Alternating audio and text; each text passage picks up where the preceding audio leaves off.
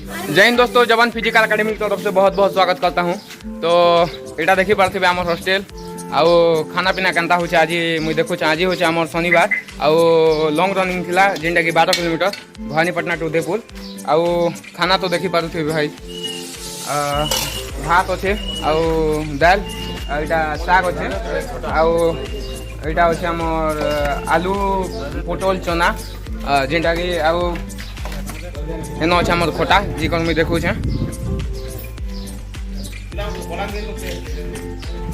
तो इन अच्छे यहाँ खटा देखी पारे खाना पूरा टॉप हो खाना केनता हो भाई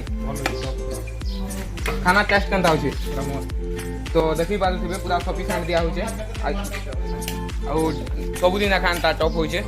वीकली आम 3 दिन होचे नॉन भेज जेनटा कि संडे होचे आम चिकेन आउ वेडनेसडे होचे आमर एटा अंडा आउ फ्राइडे होचे आमर माछ।